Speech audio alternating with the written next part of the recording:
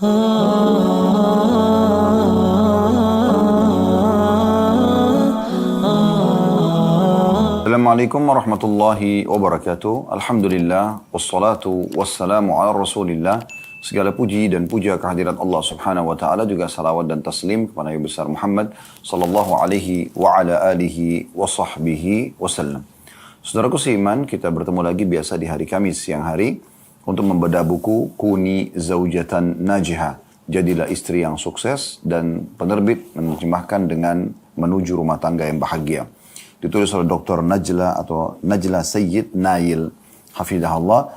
Beliau seorang wanita dan juga doktor di bidang syariah, dan beliau coba menuangkan teori-teori agama dalam masalah rumah tangga, terutama secara khusus bagaimana seorang istri menjadi istri dan akhirnya rumah tangga itu menjadi berwarna yang indah, ya, beraroma yang wangi, dan juga langgeng rumah tangga tersebut serta dipenuhi dengan rahmat dan juga pahala yang melimpah dari Allah subhanahu wa ta'ala.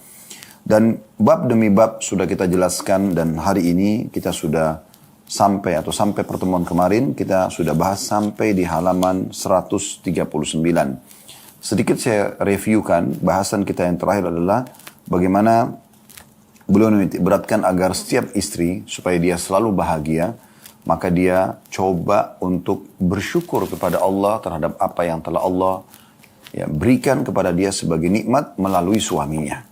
Apakah itu dari nafkah yang diberikan tiap bulan untuk kebutuhannya, dia dan anak-anaknya, atau misalnya fasilitas yang telah diberikan Allah subhanahu wa ta'ala melalui suaminya seperti rumah, kendaraan, pakaian, dan seterusnya.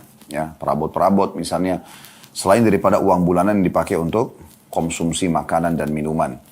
Dan ini beliau mengingatkan dan mengangkat agar jiwa merasa tentram dalam setiap rezeki yang sudah Allah berikan, maka berpeganglah pada hadis ini, yaitu sabda Nabi SAW, "Unzuru ila man asfala minkum wa la tanzuru ila man huwa fawqakum fahuwa ajdaru alla tazdaru ni'matallah."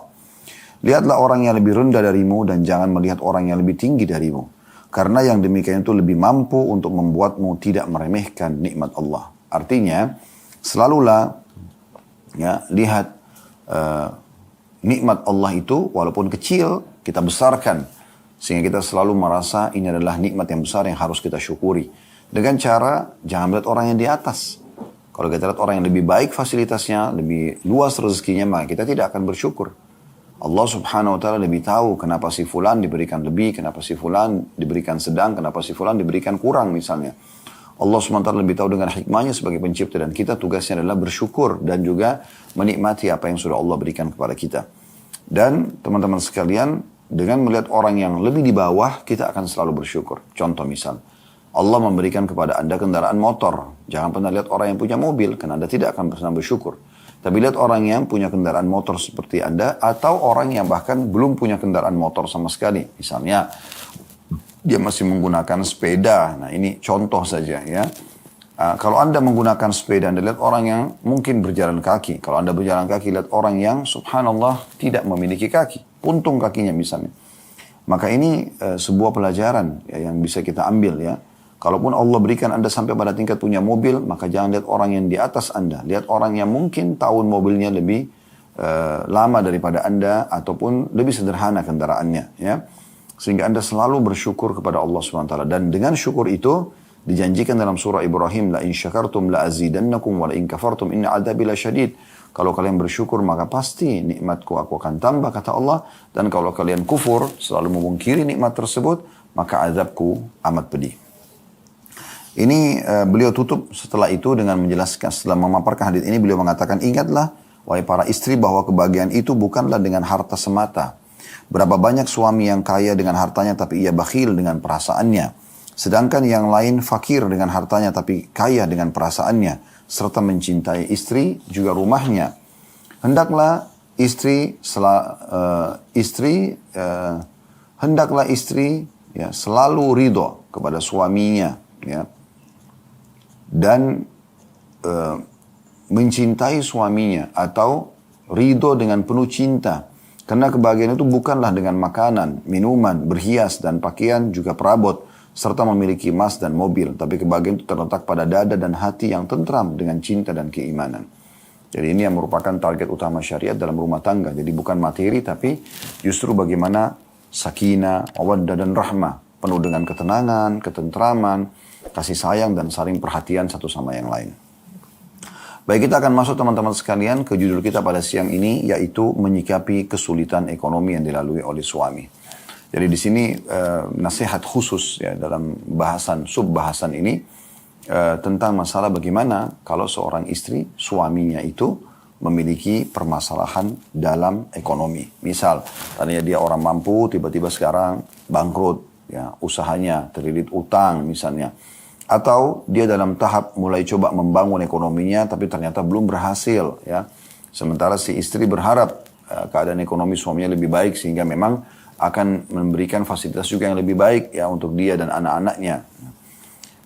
Beliau mengatakan dalam subbab ini menyikapi kesulitan ekonomi yang dilalui suami. Beliau mengatakan janganlah engkau hanya menginginkan suamimu mengabulkan segala permintaanmu dan mendatangkan segala keinginanmu tanpa memperhatikan sedikitpun kesulitan ekonominya.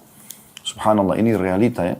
Banyak di antara wanita tidak sama sekali mau tahu tentang keadaan ekonomi suaminya. Bahkan dia pikir suaminya bohong pada saat memang mengatakan saya tidak punya. Sehingga akhirnya yang ada adalah ocehan, cacian, ya, menyudutkan dan menyalahkan, apalagi sampai menuduh, ya, yang merupakan bagian daripada dosa-dosa semuanya di sisi Allah Subhanahu Wa Taala. Maka akhirnya membuat sang suami karena ingin mencari, ya, kebahagiaan buat istrinya terpaksa utang. Terpaksa kalau orang yang kurang imannya mungkin korupsi, manipulasi data. Dan berapa banyak ya suami-suami akhirnya dihukumi melakukan kriminal hanya karena permintaan dan tuntutan dari istrinya. Karena sudah terlanjur tertanam dalam hati rasa cinta, akhirnya dia memenuhi kebutuhan istrinya. Tanpa dia memperdulikan lagi keadaan dia. Dan ini yang banyak terjadi realitanya. Subhanallah, sub-bahasan ini penting sekali. Beliau langsung melarang setiap muslimah, kalau mengaku beriman kepada Allah dan hari akhir, janganlah engkau hanya menginginkan suamimu mengabulkan segala permintaanmu dan mendatangkan segala keinginanmu tanpa memperhatikan sedikitpun kesulitan ekonominya. Tapi engkau harus memperhatikan kondisi psikis dan fisik yang sedang dialaminya. Tidak diragukan lagi bahwa ketidaktanggapan istri terhadap kondisi suami akan memperluas kerenggangan di antara suami istri tersebut. Ya, sampai pada tingkat nanti hanya suami jenuh. Karena yang ada, kenapa sih nggak kerja tambahan? Kenapa sih nggak lembur? Kenapa sih nggak begini dan begitu? Kenapa tidak seperti temanmu si fulan, atau sepupumu si fulan, atau keluargamu si fulan? Suami dibanding-bandingkan dengan laki-laki lain. Dan ini bagi laki-laki ini sangat mencoreng wibawa dia. Dan hal itu akan menghasilkan banyak efek-efek negatif. Ya, akhirnya suami mulai angkat suara. Uniknya, sebagian istri semoga Allah berikan hidayah, dia malah ya menilai suami di saat suaminya angkat suara, padahal dia pemicunya. Ya. Subhanallah, di sini kemahaadilan Allah, Allah akan catat dan akan diminta pertanggungjawaban hari kiamat. Ingatlah sabda Nabi SAW, awal yang dihisap pada hari kiamat bagi seorang wanita, sholat dan hubungannya dengan suaminya. Hati-hati saudari muslimah. Suamimu bisa surgamu atau jadi nerakamu. Dan itu yang kata Nabi SAW kepada seorang wanita yang datang ke rumahnya.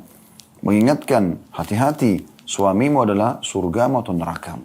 Di saat Anda bisa merangkulnya dengan penuh kasih sayang, Anda menanamkan kebahagiaan, kepuasan, Anda tunjukkan rasa berterima kasih dengan apa yang sudah dia siapkan, sehingga dia pun merasa pengorbanannya bernilai, maka itu pahala di sisi Allah SWT. Kata Nabi SAW dalam sebuah hadis, termasuk amal yang paling Allah cintai adalah memasukkan kegembiraan dalam hati seorang muslim. Itu umum. Apalagi kalau dasarnya orang yang memang telah berbuat baik yang sebenarnya Allah yang bebankan kewajiban tersebut seperti orang tua pada anaknya, suami pada istrinya. Ya. Ini adalah hal yang wajib Anda syukuri dan berterima kasih. Dan sama kasusnya, kalau Anda syukuri nikmat ini kepada Allah SWT, Allah akan tambah. Sebagaimana tadi kami sudah paparkan ayat Al-Quran dalam surah Ibrahim, la in syakartum la azidannakum, kalau kalian bersyukur saya akan tambah. Dan juga Anda akan meraih cinta dan juga kasih sayang dari suami. Kami, para laki-laki ini, di saat kami tidak menemukan tuntutan-tuntutan dari istri, maka jangan Anda khawatir, jangan Anda mengatakan, oh karena saya tidak tuntut suami saya jadi tidak mengerti. Tidak. Justru pada istri-istri yang tidak menuntut itu, suami akan lebih peduli.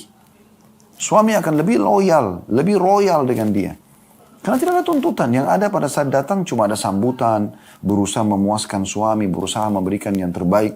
Maka respon yang terjadi adalah suami menilai. Tidak ada satupun sosok suami yang tidak Allah mudahkan untuk menilai kebaikan istrinya. Mustahil. Dia pasti akan menilai. Dan penilaian dia akan balas ya kebaikan-kebaikan istri tersebut dengan hal yang juga dia berusaha membahagiakan istrinya. Dan yang paling menonjol adalah di perhatian, ya, di rasa cinta, ungkapan-ungkapan yang indah, kemudian pemenuhan kebutuhan. Yang paling sering itu terjadi adalah pemenuhan kebutuhan. Semampu si suami. Dia akan berusaha bagaimana memberikan hadiah-hadiah, dia menyiapkan fasilitas yang layak, dia coba membahagiakan istri dengan membantu keluarga istrinya misalnya, atau memenuhi kebutuhan-kebutuhan istri yang tambahan ekstra selain daripada kebutuhan dasar. Mungkin ada tambahan pakaian, mungkin ada tambahan ingin bosan dengan makanan di rumah, kemudian beli masakan dari luar, dan seterusnya. Ya. Jadi setiap wanita muslimah wajib punya kepekaan agar dia tidak dapat murka Allah Subhanahu wa taala dalam menilai kebaikan suaminya. Jadi tidak boleh sembarangan dalam masalah poin seperti ini. Ingat selalu wahai muslimah, suamimu itu adalah orang asing. Bukan ayahmu, bukan orang yang dasarnya memang begitu lahir, dia punya kewajiban terhadap dirimu. Tapi dia adalah seorang yang asing. Begitu Anda menikah dengan dia, menjadi status istri, lalu tiba-tiba dia terbebani. Dia harus bekerja banting tulang untuk memenuhi kebutuhan makananmu, minumanmu, pakaianmu, tempat tinggalmu, transportasimu. Nilai kebaikan orang itu. Nilai, ya. Makanya Nabi SAW mengatakan, man lam yashkurun nas, la yashkurullah. Orang yang belum berterima kasih kepada manusia, maka belum terhitung berterima kasih kepada Allah. Maka harus hati-hati. Terutama istri pada suaminya. Anak pada orang tuanya. Ini semua poin penting sekali untuk digarisbawahi. Ya. Kemudian teman-teman sekalian beliau mengatakan, saya ulangi ini kata-kata yang indah ya. Baik saya ulangi, janganlah engkau hanya menginginkan suami mengabulkan segala permintaanmu dan mendatangkan segala keinginanmu tanpa memperhatikan sedikit pun kesulitan ekonominya. Tapi engkau harus memperhatikan kondisi psikis dan fisik yang sedang dialaminya. Tidak diragukan lagi bahwa ketidaktanggapan istri terhadap kondisi suami akan memperluas kerenggangan di antara suami istri tersebut. Justru yang seharusnya ia lakukan ialah mendukung dan membantunya untuk melewati krisis-krisis itu dengan segala apa yang bisa dilakukannya berupa kata-kata yang baik dan sumbangsi, ya, bantuan apa yang dia bisa bantu. Ada istri yang memberikan perhiasannya kepada suami, ada istri yang mencari pinjaman kepada keluarganya, ada istri yang menggugurkan haknya yang paling penting demi menghemat apa yang bisa dihemat. Di sini tampak jelas jati dirimu, wahai istri yang bijaksana. Di saat betul-betul suami bahkan sudah membahasakan, betul-betul kita sedang mengalami kerugian. Jadi yang ada adalah, oh ya, apa yang bisa saya bantu? Bagaimana? Saya doakan ya. Dengan tulus dia mendoakan suaminya, ya di waktu-waktu yang memang dia bisa mendoakan, gitu kan? Waktu mustajab antara azan iqamah pada saat dia lagi sujud, dan tulus antara dia sama Allah Subhanahu Wa Taala. Tidak ada prasangka-prasangka atau tuduhan yang buruk, gitu kan? Karena prasangka dalam Islam itu wajib ada bukti. Tidak boleh sembarangan. Dan semalam di Blok M kami sudah membahas masalah itu ya. Salah satu dosa besar yang tulis oleh Syekh Muhammad bin Abdul Wahhab rahimahullah adalah tentang masalah ya, adanya atau menuduh tanpa ya, bukti. Ini dosa besar, bukan cuma dosa, ini dosa besar. Jadi nggak boleh seseorang itu menuduh tanpa bukti. Harus ada buktinya. Ya. Makanya Nabi SAW mengatakan, al-bayyinatu ala man idda'a. Harus ada bukti bagi orang yang menuduh. Ya. Wal yaminu ala mudda' alaih. Dan orang yang tertuduh bersumpah kalau tidak. Itu cukup. Selebihnya serahkan perkara tersebut kepada Allah Subhanahu wa ta'ala. Ingat, jangan pernah teman-teman, wahai muslimah, bertakwa kepada Allah Subhanahu wa ta'ala. Jangan pernah hanya karena ingin dipenuhi kebutuhannya, kemudian dia berkata kasar pada suaminya. Ya. Melotot, kemudian menggugurkan kewajiban dia dengan tidak melayani biologisnya misalnya, tidak melayani makanannya, bertutur kata yang kasar. Ini subhanallah, akhlak yang sangat buruk. Ya. Harusnya Anda bisa menilai sekecil apapun kebaikan suami.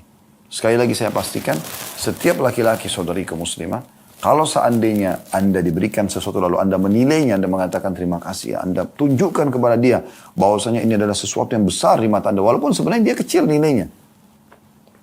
Maka pastikan suami Anda akan selalu berpikir di luar rumah sana, apalagi yang saya akan berikan kepada istri saya. Karena kebaikannya dari respon pemberian dan pengorbanan itu. Ya, walaupun mungkin Anda memiliki paras wajah yang tidak ya maksimal, bukan orang yang ya sangat cantik misalnya, atau fisik juga, atau misalnya keadaan ekonomi Anda, tapi Anda responnya begini, sangat baik. Maka suami tidak akan pandang semua kekurangan-kekurangan tersebut. Bagi dia adalah ini wanita yang baik buat saya, gitu kan. Walaupun dia cantiknya, mungkin dia wanita tercantik di dunia mungkin ya. Kemudian juga dia adalah wanita yang mapan dari sisi ekonomi misalnya. Tapi tutur katanya kasar, suka menghina, suka menuduh. Ini hanya ada kerenggangan dalam rumah tangga. Dan akhirnya bercerai puncaknya. Dan ini adalah kerugian yang luar biasa bagi Anda. Karena Anda kehilangan kunci surga.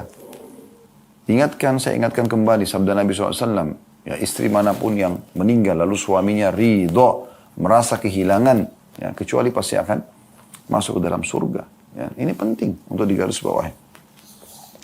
Baik, kita masuk ke subjudul yang lain juga, jangan membelanjakan harta suamimu kecuali dengan izinnya. Ya.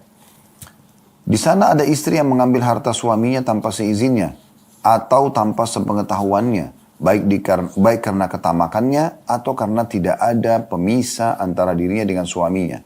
Padahal bagaimanapun keadaannya, harta suami adalah amanah yang akan diminta pertanggungjawabannya pada hari kiamat nanti. Bukan hanya hartanya saja, tapi semua yang dititipkan di rumah itu. Ini paragraf penting sekali. Ya. Jadi kalau Anda diberikan ATM, ya, banyak di antara bapak-bapak itu membahasakan ke saya bahkan. Cuma saya tidak setuju dengan ini ya.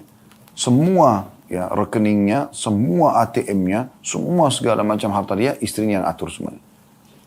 Jadi dia kehilangan wibawa sebagai seorang laki-laki. Yang harusnya dia yang mengatur dan dia yang memenuhi kebutuhan istrinya. Dia yang memberi, malah sekarang dia yang diberi. Sampai pada tingkat ada seseorang yang sempat umroh bersama kami. Dia sempat minta tolong, Ustaz bisa nggak bersama-sama untuk melihat gamis baju. Oh ya bisa, insya Allah. Kemudian saya bilang, ayo kita jalan. Dia bilang sebentar, saya cek dulu Ustaz. Karena ATM saya tidak tahu diisi berapa oleh istri saya. Loh, saya kaget. Loh, ATM itu punya antum? Iya. Terus uang yang diisi ke situ, uang antum juga? Iya. Cuma istri saya yang atur semuanya. Loh kok ini unik sekali gitu. Kenapa beli gamis pun harus istrinya yang atur berapa pengeluarannya? Ini terbalik ini. Manajemen rumah tangga tidak seperti ini dalam Islam. Harusnya dia yang mengatur semua. Dia justru yang mengisikan rekening istrinya. Istrinya kalau mau mengeluarkan uang pun dengan izinnya gitu kan, menyampaikan. Jadi jangan dibalik gitu. Dibalikin jadi tidak normal rumah tangga itu. Akhirnya si suami pun pada saat akan membantu keluarganya saja tidak bisa. Karena harus dengan izin istrinya. Sampai pada tingkat tidak bisa membantu orang tuanya sendiri. Coba Anda bayangkan. Untuk membantu ibunya, untuk membantu saudaranya, harus izin dengan istrinya dulu. Ini bagaimana manajemen rumah tangganya? Dan dalil dari mana yang digunakan ini? Yang ada, suami berkewajiban memberikan nafkah istri. Dia yang mengaturkan, iya. Dia totalkan sekian misalnya kebutuhannya. Lalu kemudian dikeluarkan sesuai dengan kebutuhan. Itu yang ada. Tapi jangan dibalik. Jadi tidak normal rumah tangga itu. Paragraf ini penting sekali. Ya. Ada sebagian istri, di sini beliau menyinggung, mengambil harta suami dengan mencuri di sini. Ya. Misalnya, mohon maaf ini kasus-kasus saja, saya cuma kasih gambaran. Misal mencuci pakaian atau akan mencuci pakaian kotor suami, kemudian diperiksa di kantong, oh ditemukan ada uang, misalnya, udah diambil aja, dipakai, udah tahu uang suami kok. Gitu. Nggak bisa, karena itu bukan masuk dalam nafkah Anda, gitu kan? Bisa saja suami Anda jadi sangka buruk nanti sama orang lain. Dia tidak tahu kalau uang itu tertinggal di rumah. Dia pikir diambil oleh tukang parkir, diambil oleh staf di kantor, diambil oleh ini dan itu kan. Anda sampaikan ini ada uang kemarin. Amanah. Kalau suami tidak tahu, Allah tahu. Hati-hati. Di sini beliau mengatakan karena ketamakan saja. Ada juga istri suka sekali buat program. Ya. Setiap bulan buat program. Hanya untuk supaya ada uang tambahan. Buat program ini, buat program itu, perawatan ini, perawatan itu. Kalau darurat berbeda. Kalau tidak. Dan tujuannya hanya untuk menumpukin harta. Akhirnya sampai di rekeningnya membludak harta tersebut. Dia pikir itu hak dia. Subhanallah. Ini sama tanda kutip mencuri nih. Berbohong dia. Ya. Dia berbohong. Dia menyampaikan seakan-akan kebutuhan, padahal sebenarnya bukan. Akhirnya suaminya terbebani dengan itu. Sudah diingatkan, tidak mau dengar. Subhanallah. Di sini diingatkan, semua akan diminta pertanggungjawaban ya, di sisi Allah Subhanahu wa Ta'ala. Dan beliau mengatakan, Padahal bagaimanapun keadaannya, harta suami adalah amanah yang akan diminta pertanggungjawabannya nanti pada hari kiamat. Bukan hanya hartanya saja, uang yang ada. Bahkan semua yang dititipkan di rumah tersebut. Saya pernah bahasakan kalau teman-teman masih ingat ya, para ummahat kita. Semoga Allah selalu memberikan hidayah kepada anda semuanya. Dan bisa menjadi istri-istri yang baik, yang salihah, yang justru mengejar ridha Allah dan surga dari suami dan rumah tangga anda. Allahumma amin. Banyak orang subhanallah ya tidak memahami bahwasanya setiap jengkar rumah yang suaminya titipkan, apakah kontrakan atau rumah, adalah tanggung jawab dia. Tidak boleh teman-teman sekalian wallpaper sembarangan main rusak, ya keramik pecah, ada masalah-masalah lah, gitu kan? Itu nggak boleh. Ya. Bahasakan ke suami, maaf ya, tadi ada kejadian begini. Walaupun anak anda yang lakukan, karena anda kan bertanggung jawab di rumah. Jangan sampai suami tanya, ini di mana? Oh nggak tahu. Ini di mana? Oh nggak tahu. Semuanya nggak tahu. Loh, barangnya di mana gitu? Sampai kadang-kadang ada suami yang membahasakan pada istrinya, memang barang ini punya kaki sampai bisa jalan sendiri, kan nggak mungkin gitu kan? Tapi begitulah, dianggap tidak ada masalah. Padahal semua ini pertanggungjawabannya berat di sisi Allah SWT. Suamimu adalah surgamu, atau bahkan bisa jadi nerakamu. Hati-hati. Ya, jaga amanah-amanah itu. Apapun yang merupakan hak suami, ya, charger handphone, atau mungkin hal-hal mendasar kebutuhan dia, ya. Anda tahu, dia masuk rumah selalu dia cari. Ya udah, taruh di satu tempat yang istimewa, khusus memang rak itu atau lemari itu, ya, atau laci itu buat kebutuhan suami. Sehingga pada saat dia tanya, sudah ada. Atau bahkan pada saat dia belum masuk rumah pun, Anda sudah menyiapkan kebutuhan-kebutuhan dasarnya. Yang dia butuhkan dari kebutuhan mandi, di kamar mandi semuanya sudah rapi. Ya. Pakaiannya sudah tertata rapi semuanya. Ini amanah. Allah SWT akan minta pertanggungjawabannya. Ya. Dan dianggap remeh teman-teman. Dan juga kalau Anda menikmati itu sebagai sebuah perintah agama, Anda kejar pahalanya, Anda akan meraih ridha Allah, Tuhan Anda juga akan meraih cinta suami Anda. Kan itu yang semua dikejar oleh setiap istri kan, bagaimana suaminya cinta pada dia. Lalu beliau mengangkat di sini, sabda Rasulullah SAW, wanita adalah pemimpin di rumah suami dan akan ditanyai tentangnya. Ya. Tentang rumah tangga tersebut. Dan hamba saya adalah pemimpin terhadap harta tuannya dan akan ditanyai tentangnya. Ingatlah, setiap kalian adalah pemimpin dan setiap kalian akan diminta pertanggungjawaban tentang apa yang dipimpinnya. Hadis sahih riwayat Bukhari. Anda akan diminta pertanggungjawaban, wahai muslimah. Ya. Sendok, garpu, alat masak, semua yang diamanahkan di rumah. Itu akan diminta pertanggungjawaban. Hati-hati, jaga sebagai amanah. Ini bukan masalah pelit, bukan. Amanah. Barang-barang itu Anda beli dari uang suami, bukan untuk Anda bengkalikan begitu saja. Sudah gitu kadang-kadang, sudah salah nih, dia yang rusak misalnya alat masaknya. Nih, alat masak sudah tua nih, ganti aja. Minta dari hasil keringat orang dengan tidak santun. Dari mana wahai muslimah akhlak ini? Siapa yang mengajarkan kepada Anda? Buku apa yang Anda jadikan patokan? Ulama siapa yang Anda dengarkan? Ya. Tokoh masyarakat siapa yang Anda jadikan sebagai panutan? Kan jadi kacau semuanya, gitu kan? Kalau rusak datang baik-baik, bertanggung jawab. Maaf mas, maaf bang, maaf siapa saja dipanggil suaminya. Maaf ini saya tadi pakai panci ini ternyata qadarullah begini dan begitu. Saya kemarin pada saat kita beli sendok dan garpu satu lusin itu, saya udah coba tata kembali pada saat dibersihkan oleh PRT atau saya sendiri. Saya tata ternyata ada berkurang satu set gitu. Saya nggak tahu di mana, tolong diikhlaskan. Begitu tanggung jawab. Dengan dia bahasa begitu, suaminya akan mengatakan baik nanti kita beli lagi. Pasti itu. Ya, insya Allah begitu bahasanya, itu jawabannya. Tapi di saat Anda salah, tapi tidak mau menyalahkan diri, akhirnya justru balik kepada suami. Sendok-sendok semua sudah banyak hilang tuh, beli baru lagi. Loh suaminya mungkin bilang, kan baru ada. Nggak tahu sekarang nggak ada, pokoknya beli aja. Masa mau makan nggak pakai sendok, segala macam itu. Nah, ini semua akan Allah tanya teman-teman sekalian. Ya, kadang-kadang suami itu karena dia masya Allah punya sifat dermawan, maka ya udahlah, beli aja lagi nggak apa-apa. Walaupun sebenarnya dia harus keluarkan duit plus lagi dengan kata-kata pahit dari istrinya. Dia panen pahala.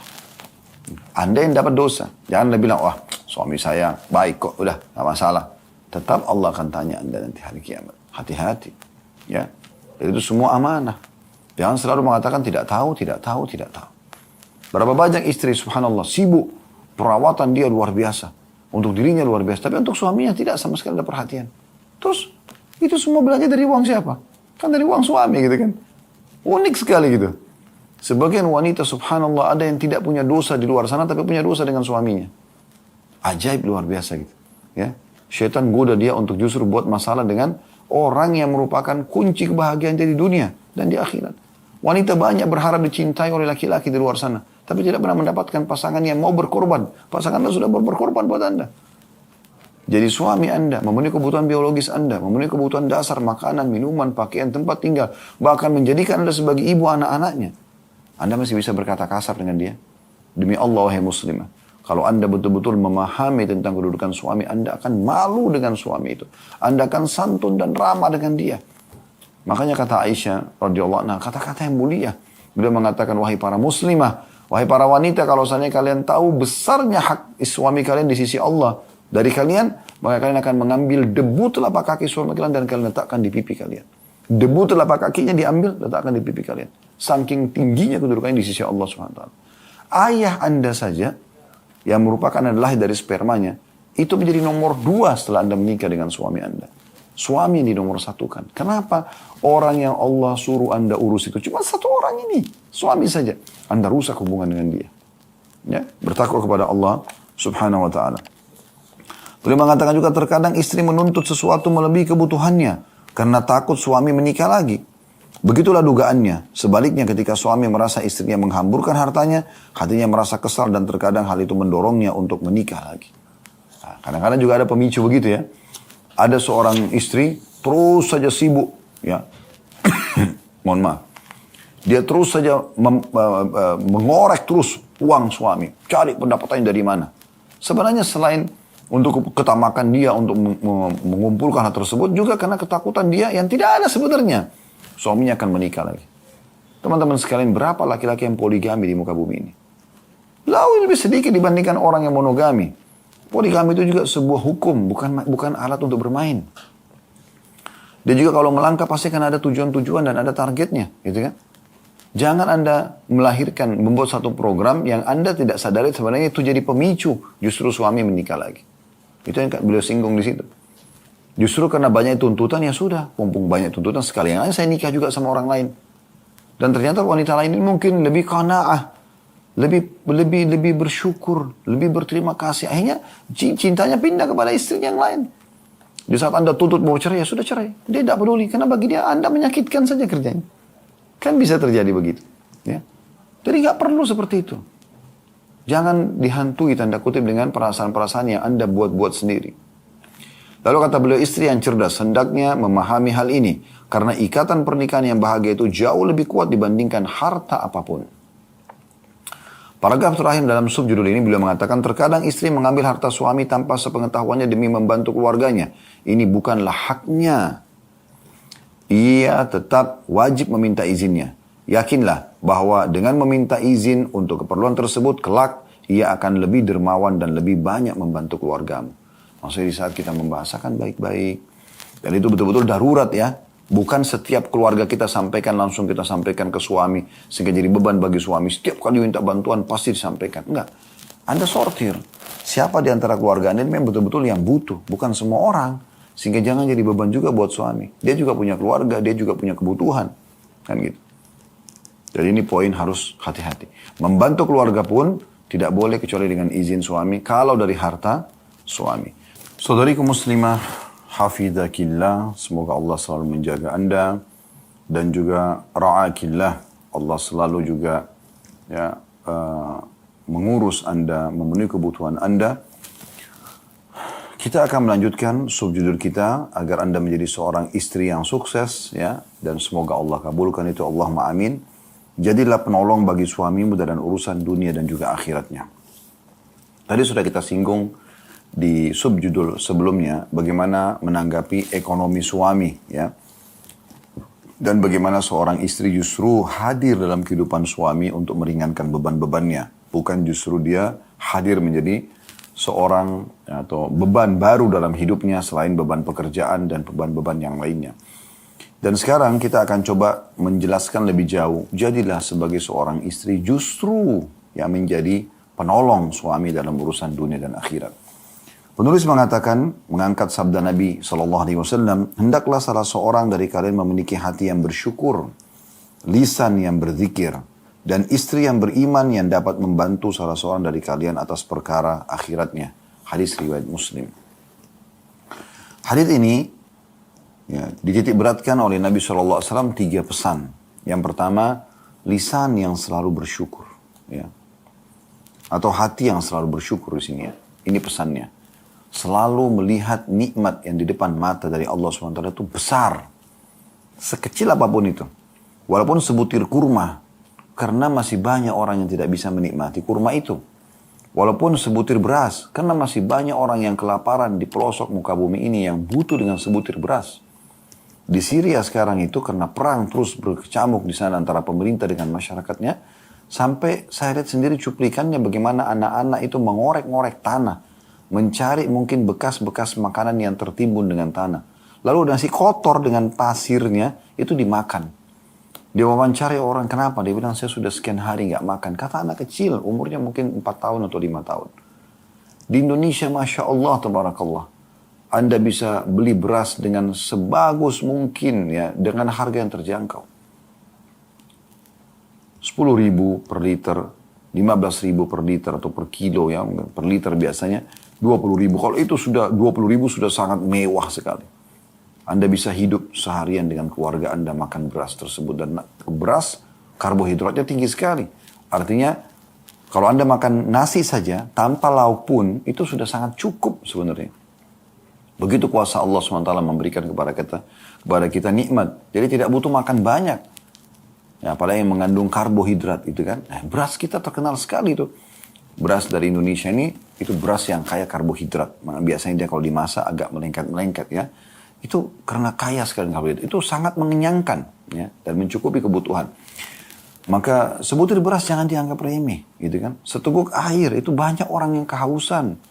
Apalagi kalau dasarnya Anda diberikan makanan yang terbaik oleh suami, ya, uang bulanan yang cukup, Anda bisa beli makanan, lauknya segala macam, ya ayam goreng, ya ayam kari, ya daging sapi, ya ini, ya itu, ya segala macam.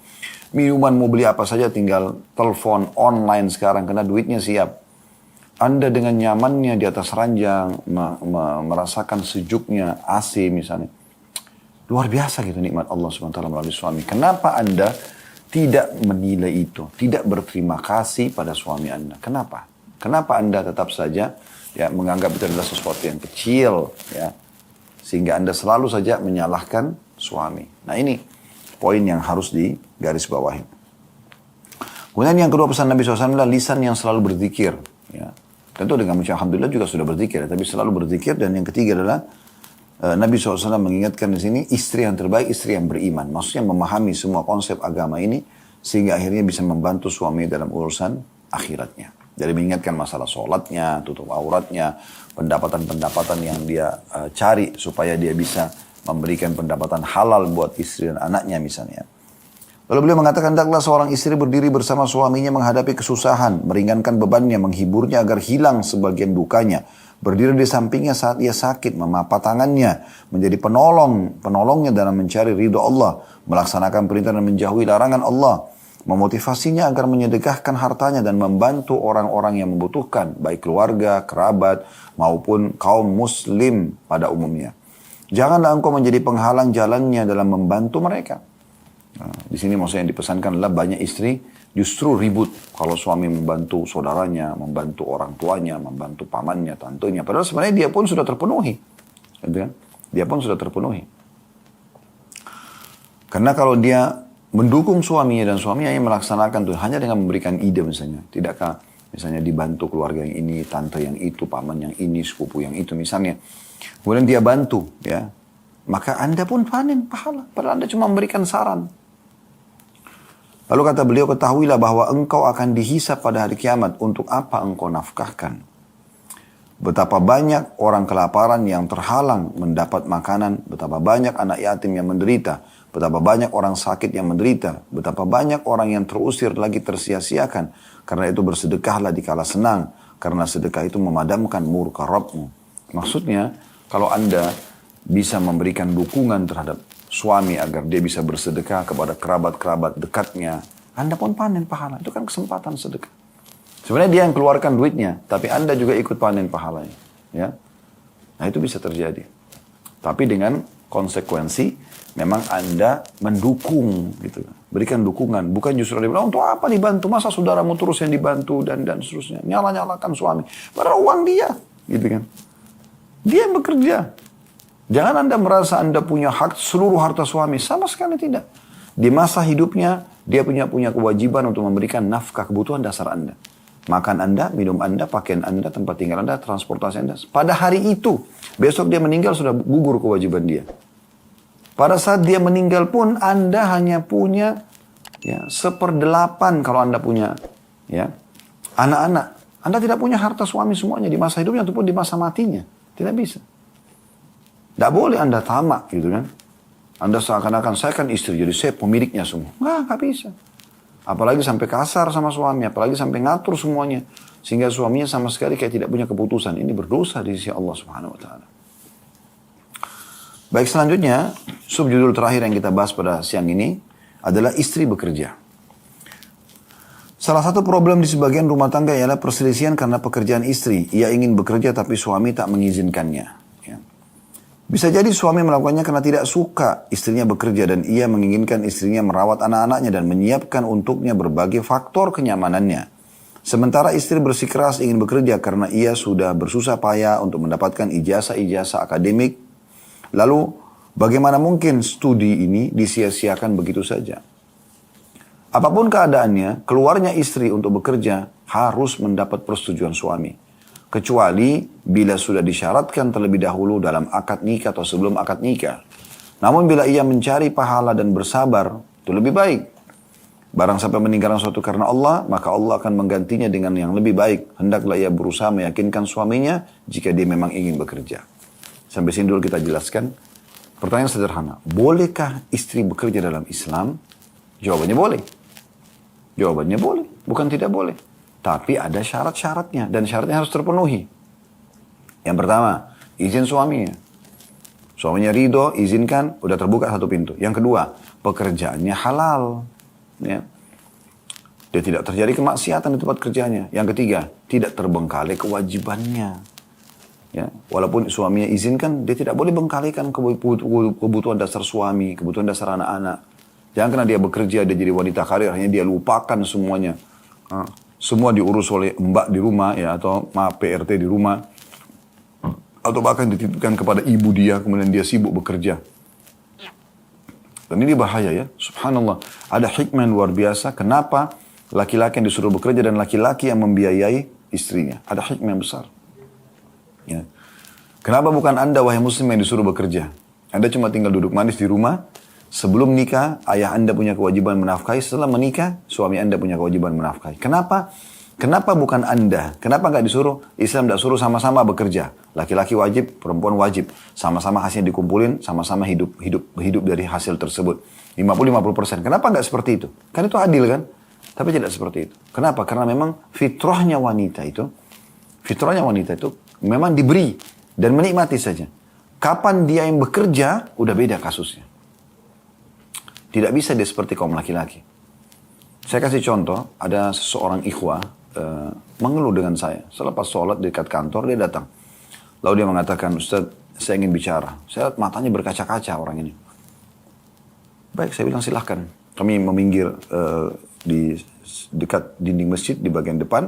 Sehingga tidak ada orang, cuma kami berdua. Lalu dia ceritakan. Dia bilang, Ustaz, dulu ini saya sudah berumah tangga. Sudah punya anak 2 berumah tangga. Dan bahagia sekali rumah tangga kami. Alhamdulillah. Pada saat itu, dan istri saya fokus untuk urus saya sama anak-anak dan rumah. Sampai akhirnya, dia bilang tahun lalu kalau nggak salah, setahun, dia bilang istri saya mengatakan, Mas bagaimana kalau saya bekerja? Ya, tujuannya, supaya kita punya income tambahan. Itu niat awalnya. Ya. Dan akhirnya nanti kita bisa perbaikin ekonomi kita. Kita bisa cicil rumah, bisa kendaraan. Anak-anak juga uang sekolahnya nanti ke depannya bisa lebih tertanggulangi. Maksudnya dia ingin bekerja, hasilnya digabungin gitu sama-sama. Niatnya awalnya baik. Tapi yang terjadi subhanallah, kata suaminya, baiklah, idenya bagus, tidak masalah, bekerjalah. Subhanallah, mulai bekerja, mulai terjadi perubahan-perubahan sikap. Ya. Karena si istri dapat pekerjaan di satu perusahaan yang lebih tinggi gajinya dari suaminya. Mulailah dia keluar kantor ke kantor dari sebelum suaminya keluar pagi. Jadi suaminya tidak ada yang urus. Anak-anaknya pun tidak terurus lagi, ya. Kemudian pulang pun selalu telat. Kalau pulang selalu emosional, kena capek. Pada saat suaminya berikan ke anaknya, berikan suruh pegang anaknya atau minta layanan, maka sudah tidak bisa lagi. Marah-marah, berubah total. Kadang-kadang sering pulang telat. Dan bahkan sampai pada tingkat dia bilang, saya pernah diminta jemput di satu tempat. Dia turun dari mobil bersama dengan laki-laki yang bukan mahramnya. Dan akhirnya saya ingatkan, setiap kali diingatkan, dia sudah inilah saya. Jawabannya begitu, inilah saya. Kalau tidak suka, sudah kita cerai saja. Subhanallah, berubah jadi wanita ahli surga yang tadinya sangat baik sama suaminya. Dengan sifat qana'anya, merasa cukup, maka Allah buat kebahagiaan rumah tangga. Sekarang berubah menjadi wanita ahli neraka. Yang luar biasa, karena dia bangkang dengan suaminya, bahkan minta cerai. Dan kata Nabi SAW apa? Wanita manapun yang minta cerai kepada suaminya tanpa udzur syar'i. Tidak ada udzurnya wanita ini. Maka haram baginya mencium bau surga. Tapi tidak ada lagi pedulian dengan masalah itu. Bagi dia adalah sudah. Ya, bisa terima ya sudah, tidak bisa ya sudah.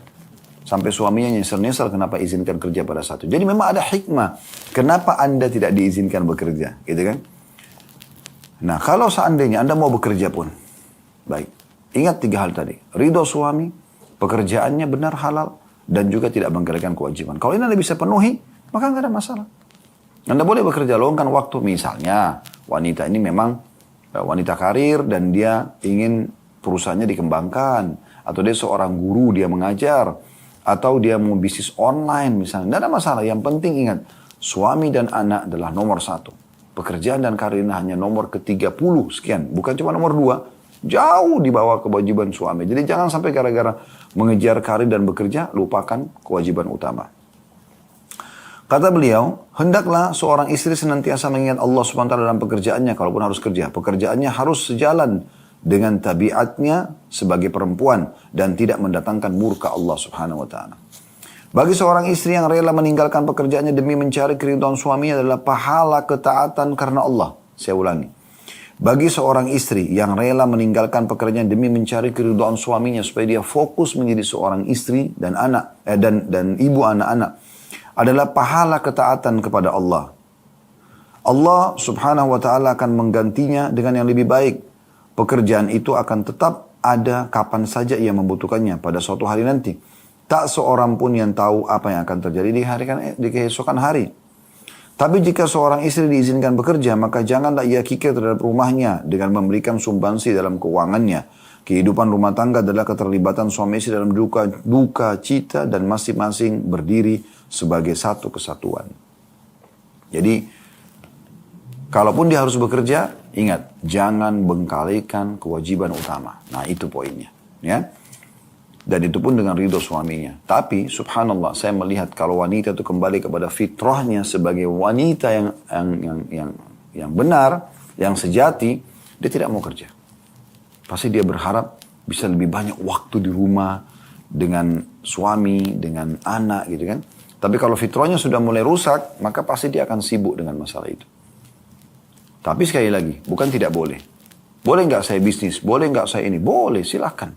Tapi ingat, ridho suami, pekerjaannya halal, dan jangan bengkalikan kewajiban. Jadi bukan aib seorang istri lagi bekerja, terus kemudian dia tetap pantau anaknya misalnya. Dia telepon, dia tanya, sudah makan nak, sudah belajar, sudah ini dan itu. Kemudian pada saat suaminya dia telepon, mas saya lagi masih di sini, mas butuh saya enggak? Terus saja dia coba penuhi kebutuhan tersebut, maka insya Allah itu ya, masih masuk dalam kategori yang dibolehkan. Karena dasar hukumnya adalah boleh. Baik, ini bahasan kita teman-teman sekalian. Insya Allah kedepannya kita akan masuk di judul yang baru. Di belakang laki-laki sukses ada istri-istri yang sukses. Baik teman-teman sekalian, sudah pukul 13:33 kurang lebih. Semoga apa yang kita bahas pada hari ini bermanfaat buat kita semua. Kalau ada benar dari Allah, kalau ada salah dari saya mohon dimaafkan. Subhanakallahumma bihamdika, asyhadu an la ilaha illa anta astaghfiruka wa atubu ilaik. Wassalamualaikum.